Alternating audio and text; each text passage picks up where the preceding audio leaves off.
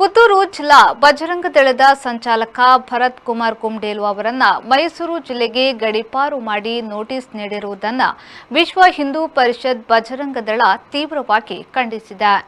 ಲೋಕಸಭಾ ಚುನಾವಣೆ ಸಮೀಪಿಸುತ್ತಿರುವಂತೆಯೇ ರಾಜ್ಯದ ಕಾಂಗ್ರೆಸ್ ಸರ್ಕಾರ ಹಿಂದೂ ವಿರೋಧಿ ನೀತಿಯನ್ನು ಅನುಸರಿಸುತ್ತಿದೆ. ಕೇವಲ ಹಿಂದೂ ಕಾರ್ಯಕರ್ತರನ್ನು ಮಾತ್ರ ಗುರಿಯಾಗಿಸಿಕೊಂಡು ಅವರನ್ನು ಗಡೀಪಾರು ಮಾಡುವ ದುಸ್ಸಾಹಸಕ್ಕೆ ಕೈಹಾಕಿದೆ.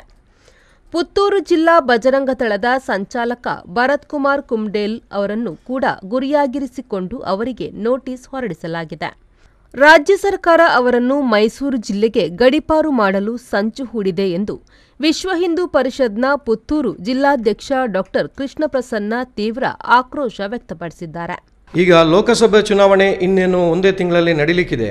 ಈ ಸಂದರ್ಭದಲ್ಲಿ ಕರ್ನಾಟಕ ರಾಜ್ಯ ಸರ್ಕಾರ, ಕಾಂಗ್ರೆಸ್ ಸರ್ಕಾರ ಏನು ಹಿಂದೂ ವಿರೋಧಿ ನೀತಿಯನ್ನು ಅಳವಡಿಸಿಕೊಂಡು ನಮ್ಮ ಹಿಂದೂ ಕಾರ್ಯಕರ್ತರನ್ನು ಮಾತ್ರ ಟಾರ್ಗೆಟ್ ಮಾಡಿ ಅವರನ್ನ ಗಡೀಪಾರು ಮಾಡುವಂಥ ಕೆಲಸಕ್ಕೆ ಕೈ ಹಾಕಿದೆ. ಈಗ ನಮ್ಮ ಪುತ್ತೂರು ಜಿಲ್ಲೆಯ ಬಜರಂಗ ದಳದ ಸಂಚಾಲಕರಾಗಿರ್ತಕ್ಕಂಥ ಭರತ್ ಕುಮ್ಡೇಲ್ ಅವರನ್ನು ಕೂಡ ಗಡೀಪಾರು ಆದೇಶವನ್ನು ಹೊರಡಿಸಿ ಅವರಿಗೆ ನೋಟಿಸನ್ನು ಕಳಿಸಲಾಗಿದೆ. ಅವ್ರನ್ನ ಬೀದರ್ಗೆ ಗಡೀಪಾರು ಮಾಡುವವರಿದ್ದಾರೆ.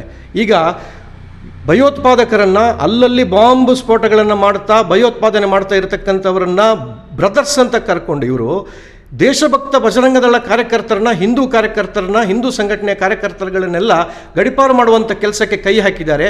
ಇದು ಹಿಂದೂ ವಿರೋಧಿ ನೀತಿ. ಇದು ಈ ಹಿಂದೂ ವಿರೋಧಿ ಧೋರಣೆಗೆ ನಮ್ಮ ಧಿಕ್ಕಾರ ಇದೆ. ನಾವು ಹಿಂದೂಗಳು ಈ ಸಂದರ್ಭದಲ್ಲಿ ಮುಂದಿನ ಲೋಕಸಭೆ ಚುನಾವಣೆಯಲ್ಲಿ ಈ ಸರ್ಕಾರಕ್ಕೆ ತಕ್ಕ ಪಾಠವನ್ನು ಸಮಸ್ತ ಹಿಂದೂಗಳು, ಕರ್ನಾಟಕ ರಾಜ್ಯದ ಹಿಂದೂಗಳು ಕಲಿಸಲಿಕ್ಕಿದ್ದಾರೆ ಅನ್ನೋ ಮಾತನ್ನು ನಾನು ಈ ಸಂದರ್ಭದಲ್ಲಿ ಹೇಳಲಿಕ್ಕೆ ಬಯಸ್ತೀನಿ. ಹಾಗೂ ಹೀಗೆ ಗಡೀಪಾರು ಮಾಡತಕ್ಕಂಥ ಪ್ರಕ್ರಿಯೆಯನ್ನು ತೀವ್ರವಾಗಿ ವಿರೋಧಿಸ್ತಾ ಖಂಡಿಸುವಂಥ ಮಾತನ್ನು ಈ ಸಂದರ್ಭದಲ್ಲಿ ಹೇಳ್ತೀನಿ. ಅನೀಶ್, ವಿ4 ನ್ಯೂಸ್, ಪುತ್ತೂರು.